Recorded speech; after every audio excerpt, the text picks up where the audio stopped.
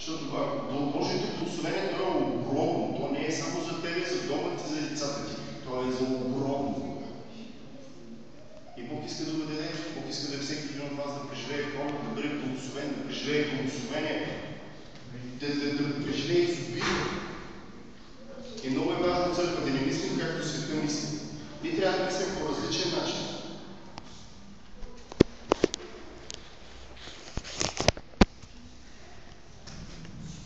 Времето на време, не искам тази вечер да се моля просто за всеки един от вас.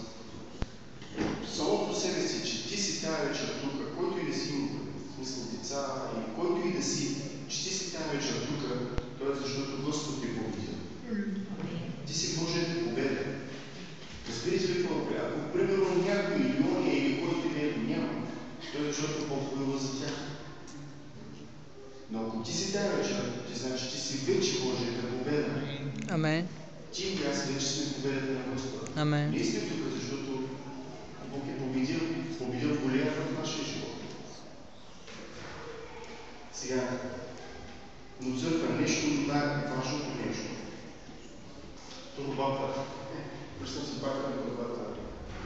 Турбата, това е сърцето на човека. Служете стихове, служете неща, които Бог ми говори в сърцето.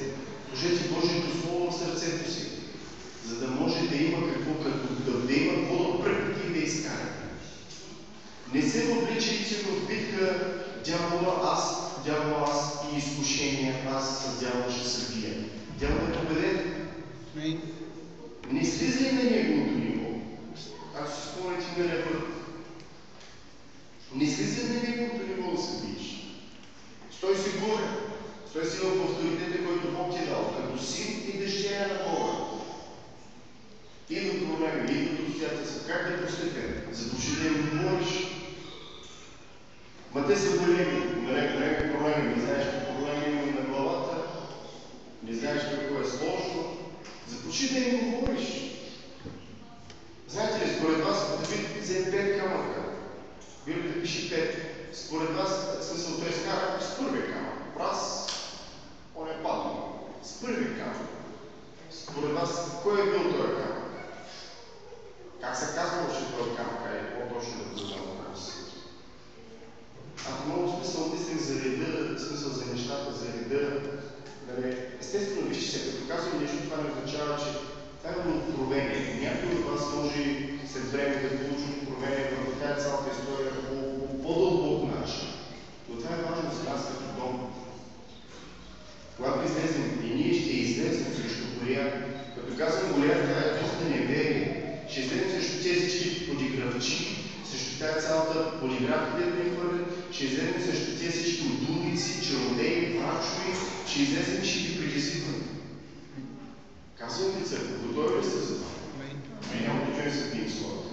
Се бием с демоните, ще се бием с духа, който те носят, понеже това е Голиат. Няма да продължаваме да се седиме така скрити, халелуя. Ние, разбирате ли, големият проблем на цялата войска, че иска този Голиат и ги предизвика 40 дена. Никой не му отговаря. А тук има синове и дъщери, които ще му отговорят. Амен. Спри. Амен. Няма се занимаваме с всеки ден да се бием. Халелуя. Спри. И до там. Амен. Какво имам предвид? Но вижте, първият камък, поне така аз както се мисля, първият камък това демонстрира нашата вяра. Първият камък демонстрира нашата вяра. Хора от 10 години ходят в църква, 20 години вярващи, един ден не се излезли да демонстрират своята вяра срещу тях. Срещу обстоятелства, срещу болест, срещу бедност. Време е църква да излезем с нашата вяра, малка, като си наполо зърно, но тя е способна да премести планини. Разбирате ли какво е предвид?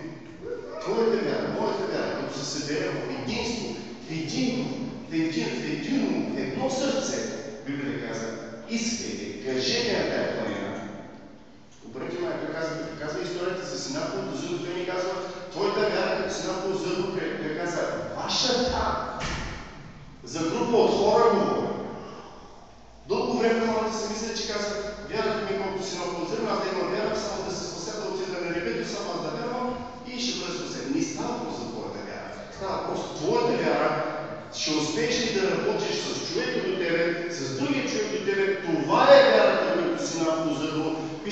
вашата вяра, когато е в едно сърце, едино, кажете на тази планина, ако е даже вярата ви като сенаково зърно, кажете на тази планина, махни се, тя ще се махне.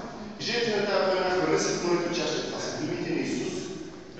Време е църква да излезем да кажем тази планина от неверие сред нашите българи.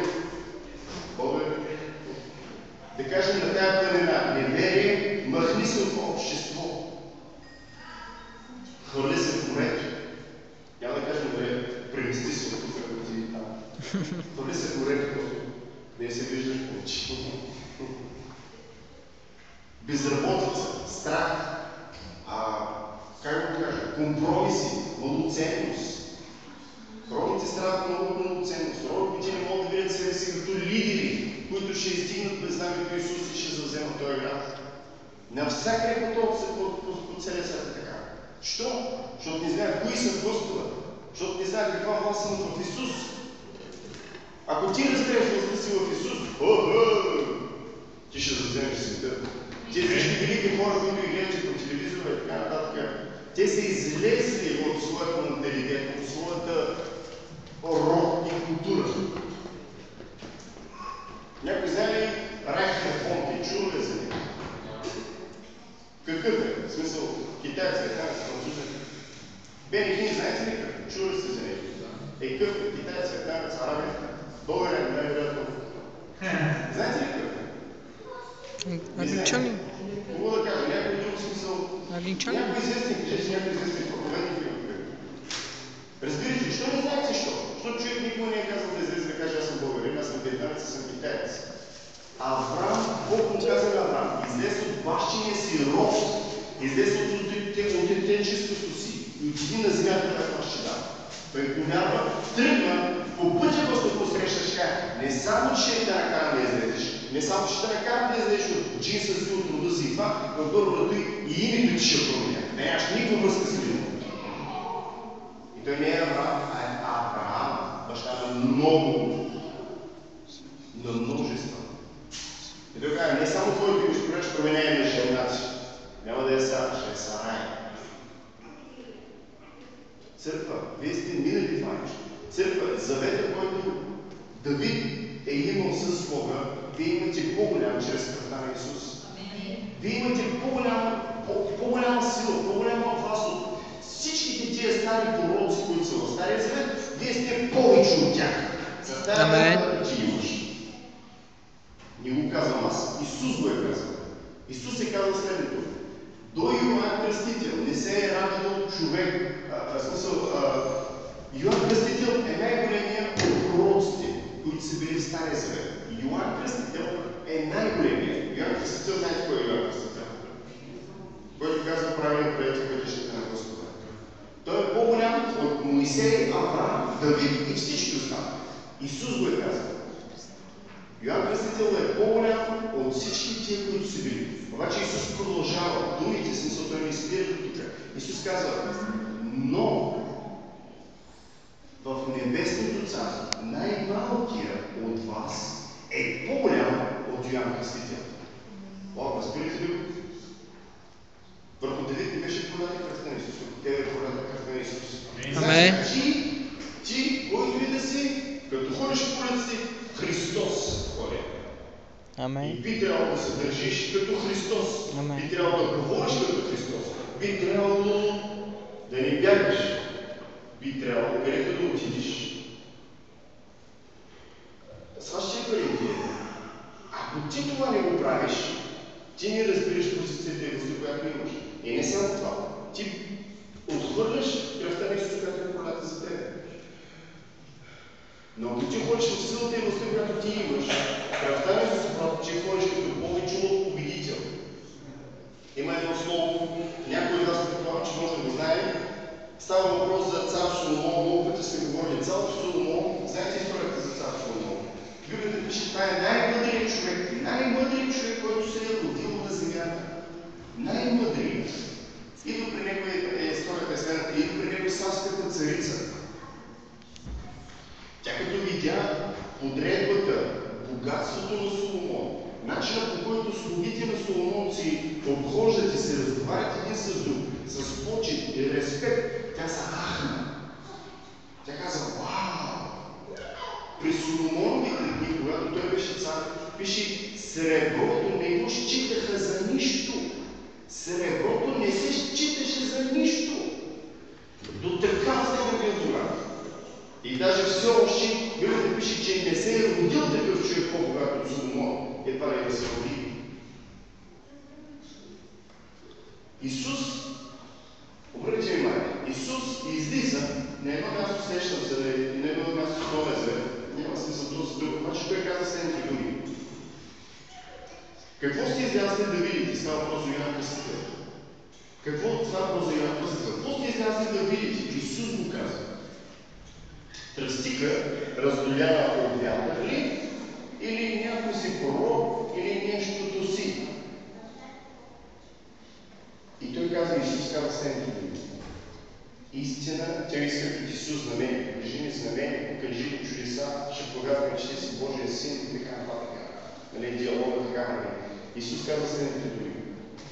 На това нечестиво поколение, за тогава поколение, естествено следващото поколение вече не е нечестиво, ама за това нечестиво поколение друго знамение няма да се даде, освен на пророка Йона.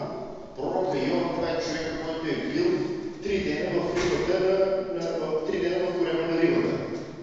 Сега сте ми слушайте внимателно диалога. Исус ги каза: на това нечестиво поколение няма да се даде друго знамение, освен знамението, което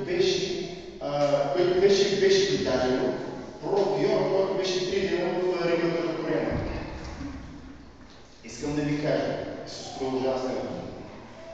Йона, след него е Соломон, като знамение, и след Соломон е кой? Исус. Не, смисъл Исус. Гледате ми това. Исус каза следните думи. И той излиза и казва: истина ви казвам. Той каза вече за себе си. Тук има повече от Йона, повече от Йон. Тук има повече от Соломон. Казва за себе си. В Христос. Сега ти виждаш ли себе си по-благословен, по-богат от Соломон, по-мъдър от Соломон? Исус го е казал, не го казвам аз. Разбирате ли за каква сила е власт да говоря? Сега разбирате ли за каква сила е власт сте призвани да говорите? Исус казва: богатството на Соломон не е нищо с богатството, което предстои да слезе и славата му, която предстои да слезе в повярването в Христос. Исус казва: но истина ви казвам, Исус думите последните, истина ви казвам, тук има повече от Соломона. Амен. Това означава, че ти си повече от тия всичките, понеже Христос те е направил. Време е ти да видиш себе си по този начин. Време е ти себе си да видиш като Давид. Понеже вижте църква. Има смисъл други неща, да скачам да спирам, понеже искам да се молим. Ако не участваш в битката, ако не влезеш в битката, никога не станеш победител. Сващате ли ми идеята? Бог те вижда като победител, да излезеш в битката, не като зрител. Години наред християните ходят на църква и седят като зрители. Време е да демонстрираш твоята вяра, твоето победение срещу Голият. Така че тази вечер искам да се молим за всеки идол, който в него разбирате ли, Давид е победил Голият. Великана се казваше Голият. В нашите години, в нашите съвременни години за тебе Голият може да е цигари, алкохол, компромис, неща, безпаричие. Разбирате ли какво е? Време ти да излезеш срещу него и да го събориш. Обаче искам да видите нещо важно. Давид, когато взе камък от торбата, взе стихове, удари, събори. Обаче вижте, Давид не е спрял до там. Давид нямаше, Библията пише, Давид нямаше меч. Отжил, взел неговия меч и с него той големия меч колко тежал там. с неговия меч той взел и отрязал главата. Църква, скъпи семейства, трябва да се изправим заедно. Веднъж да не ги отрежем главата на Голиат. Не става просто утре ще се бием и от други ден пак ще се бием с него. Трябва веднъж да винаги да свършиш шут и кажеш тук, за да живееш победата. Разликата между Давид и всички останали, че Давид той въобще не участваше в битката, той каза, аз съм да спечеля. Той предварително отиде с поведение на победител. Той каза, да, така ще спечеля, това нищо не е пред мен. Те му казват, толкова тежи меча на сабята, въобще не ме интересува. Аз с мечи съм се бил, с луви съм бил, тигри съм се бил, с голи ръце. Това казва Исус Давид. Той ще бъде като един от тях. И искам да ви кажа нещо църква. Победата на Давид беше победа за всички. Нали, накрая видяхте историята, как завършва. Тогава всички придобиха смелост. Победата ваша, победата на Давид, победата на давидовците е победа на всички. Вашата победа е победа на всички. Разбирате ли какво е? Вашата победа, вие като го съборите, това е победа на всички. Исус победи тялото. В Библията пише, Исус е дошъл, в Йоан пише така. Исус е дошъл на земята, за да разруши делата на дявола. Амин? И това е победа за всички. Ти, когато събориш Голиат, това е победа за всички. Разбирате ли какво? Това е победа за всички. Ти можеш да докараш нов сезон за всички. Гледайте го по този начин. Голиат е преобраз на Сатана, нали? Давид е преобраз на Христос. Преобраз на Христос. Гледайте го по този начин. Израел е, как да кажа, хората без Бога. Хората без Бога. Това е Израел. Си вярват. Исус воюва ли за тях? Не. Обича ли? Те са по дългото търпение. Между другото има един стих, не искам да го казвам тази вечер, съм се да го казвам точно къде, но има един уникален стих, днеска съм видял. Пише така. Нали, много хора казват, ако забелязвате, много хора казват, ако чуеш при някой кажеш, нали, повярвай, покай се, ела на църква, приеми Господа. В смисъл, виждали се тия хора, аз ги виждам през това. Ела на църква, промени си човек, спаси се, нали, да спасиш дома за семейството си.